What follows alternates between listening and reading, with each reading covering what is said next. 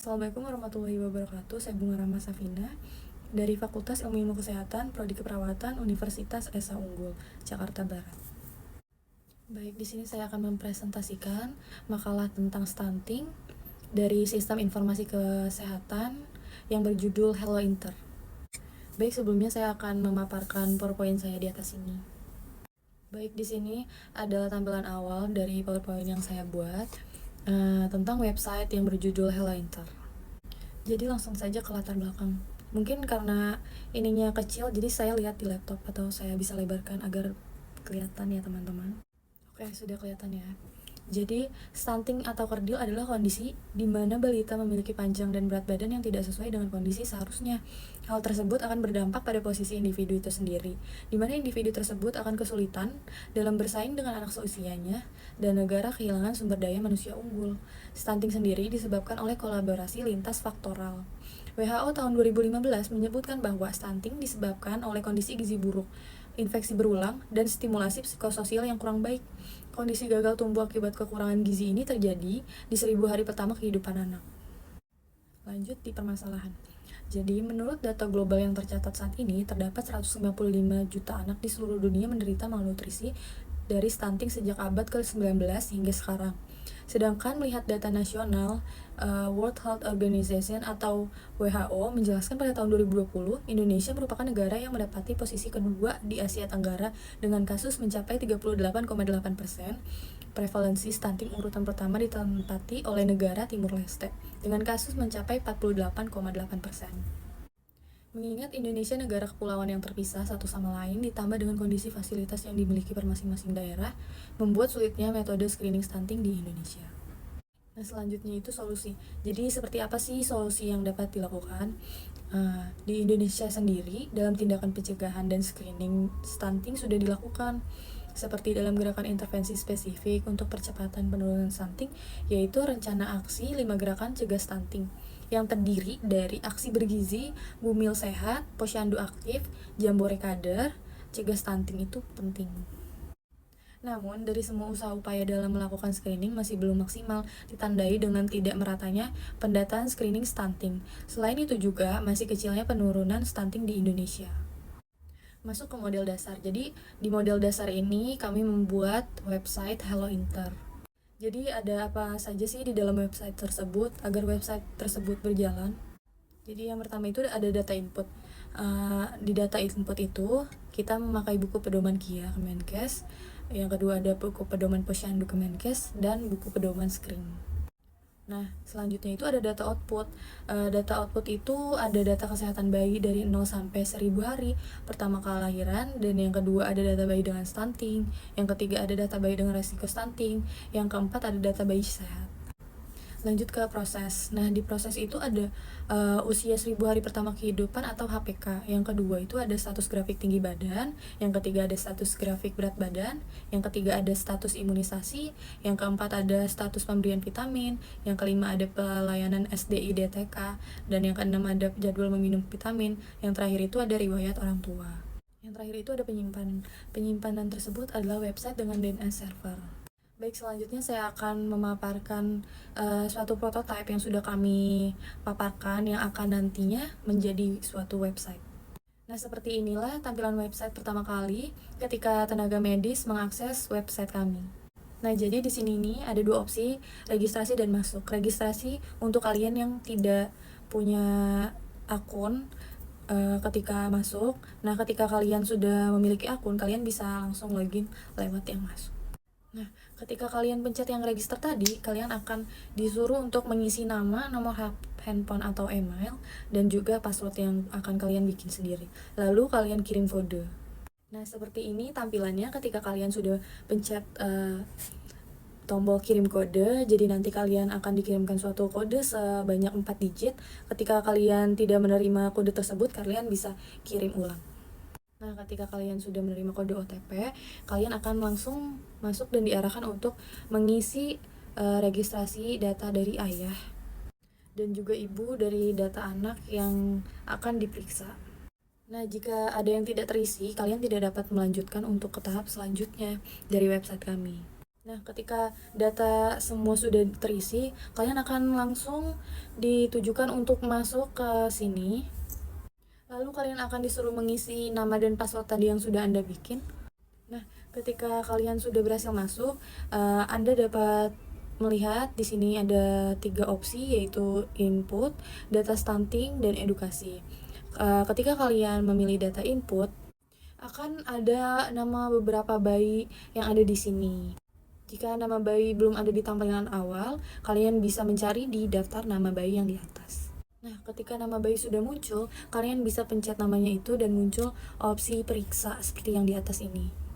Nah, setelah memencet tanda periksa tadi, di sini langsung ditujukan kepada opsi yang pertama itu ada grafik berat badan bayi, yang kedua itu grafik tinggi badan bayi, yang ketiga itu ada jadwal vitamin, dan yang keempat itu ada status imunisasi, terakhir itu pelayanan SDI DTK. Nah, di grafik berat badan bayi ini dia akan menunjukkan berat badan bayi dengan benar. Nah, yang kedua itu ada grafik tinggi badan bayi. Tidak jauh beda dengan grafik berat badan bayi.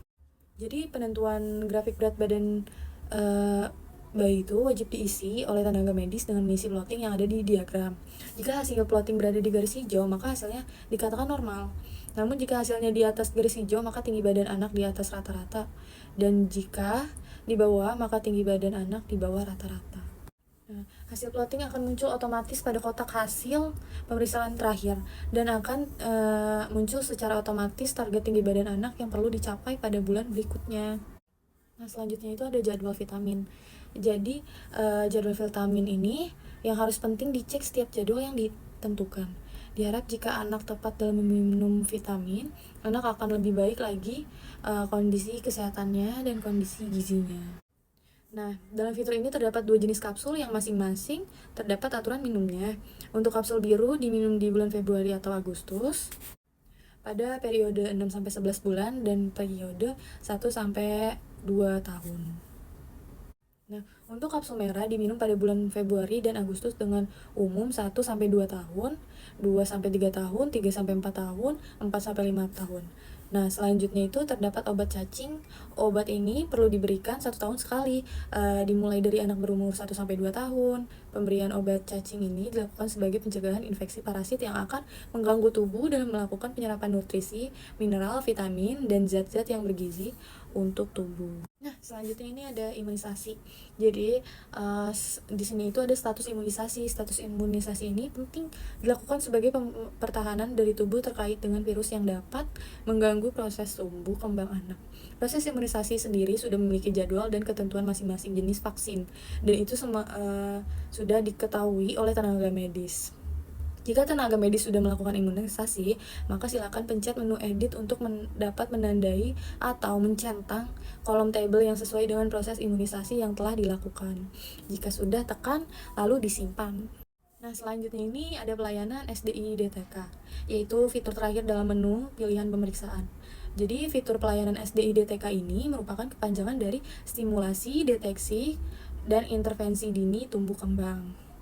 Pada fitur ini, terdapat 3 tabel yang memiliki kriterianya masing-masing. Pada tabel pertama, terdapat deteksi dini penyimpangan pertumbuhan. Terus, pada tabel kedua, deteksi dini penyimpangan perkembangan, dan pada tabel ketiga, yaitu deteksi dini penyimpangan perilaku emosional. Nah, cara pengisian masih sama dengan yang sebelumnya, yaitu mengisi kolom tabel sesuai dengan orderan yang diminta. Jika sudah selesai melakukan screening stunting perawat, dapat memencet fitur back di atas kiri untuk kembali ke menu sebelumnya. Nah, selanjutnya itu kita akan kembali ke menu awal yang di daftar nama bayi. Selanjutnya kita ke print hasil pemeriksaan. Jadi, jika kita sudah selesai melakukan screening pemeriksaan stunting, kita dapat mencetak hasil pemeriksaan untuk dibawa pulang oleh orang tua anak. Jika sudah melakukan fitur print hasil pemeriksaan, maka menuju langsung ke halaman selanjutnya. Nah, ini dia halaman ketika tenaga medis ingin print atau mencetak hasil pemeriksaan. Nah, sebelum pengecekan, diharapkan untuk tenaga medis mengecek ulang semua isi surat seperti identitas, jenis pemeriksaan, hasil pemeriksaan, hari, tanggal, bulan, tahun, input, dan nama dokter dan perawat yang bertindak. Jika sudah sesuai, maka tenaga medis perlu menekan login. Nah, Selanjutnya kembali ke menu awal, ke fitur pertama yang di daftar nama bayi. Selanjutnya kita akan menuju ke profil. Nah, ke profil. Profil itu apa sih? Profil itu tempat data pribadi ibu, ayah, dan anak. Data ini penting untuk mengetahui tinggi dan berat badan anak, idealnya sesuai dengan data berat badan dan tinggi badan orang tua. Karena genetik dapat mempengaruhi tinggi dan berat badan anak. Selain itu, profil berisi data yang penting dan dibutuhkan untuk melakukan registrasi sebelum pemeriksaan, dan data ini digunakan untuk memvalidasi anggota keluarga. Nah, ketika masuk profil, akan muncul yaitu data anak. Data anak ini dilengkapi foto ya, foto seperti di gambar ini, dan juga ada tempat tanggal lahir anak, golongan darah anak, usia bayi, urutan anak dalam keluarga, tinggi badan lahir, berat badan lahir, tempat persalinan, dan jenis kelamin bayi. Nah, di sini tuh terdapat menu editnya ini.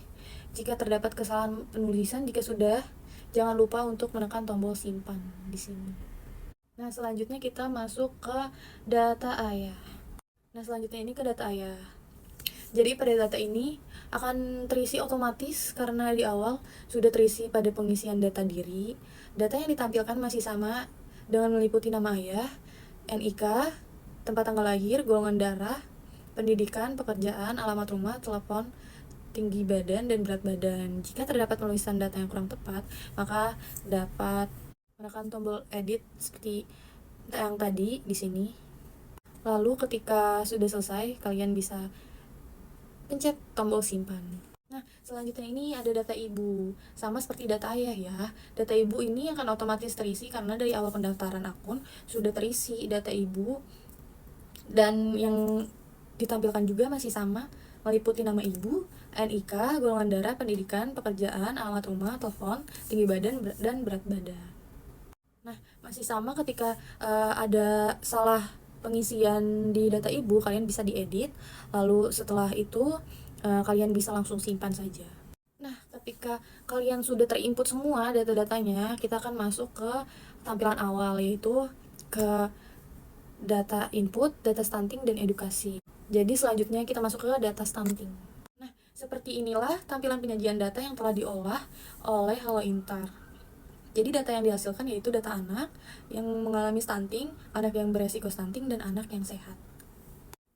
Nah, selanjutnya terdapat penyajian data bayi, bayi perempuan dan laki-laki yang mengalami stunting, dan yang terakhir penyajian data lengkap, nama anak yang mengalami stunting dan asal daerahnya. Data ini merupakan data yang penting untuk mengetahui prevalensi akumulasi kasus temuan stunting per wilayah dari tingkat desa, kecamatan, kabupaten, atau kota, dan provinsi.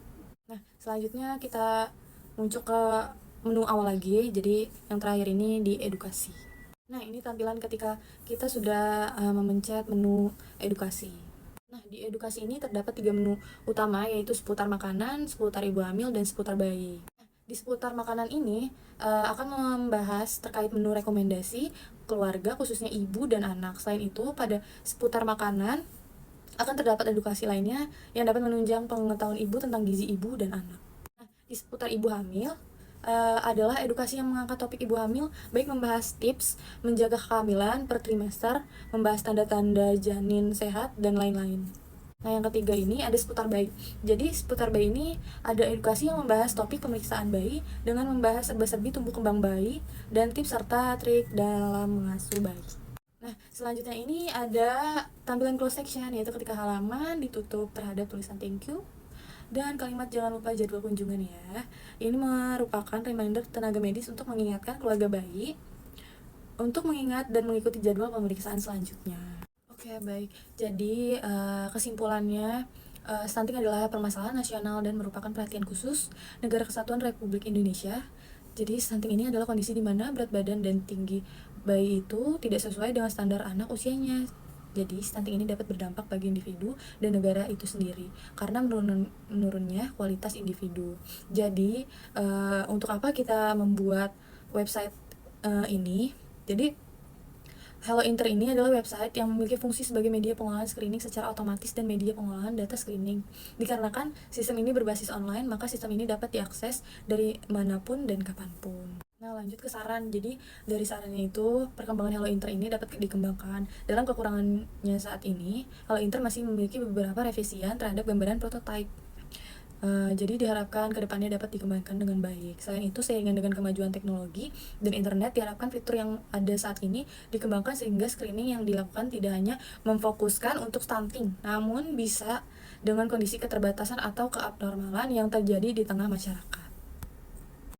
Baik, seperti itu saja pemaparan presentasi dari website yang akan kami buat, yaitu Hello Inter pada kasus stunting. Kurang lebihnya mohon maaf. Kepada yang terhormat dosen pengampu saya NS Abdur Rashid SKP Hemkep SPF Kepkom. Dengan ini saya mengakhiri presentasi saya. Wassalamualaikum warahmatullahi wabarakatuh.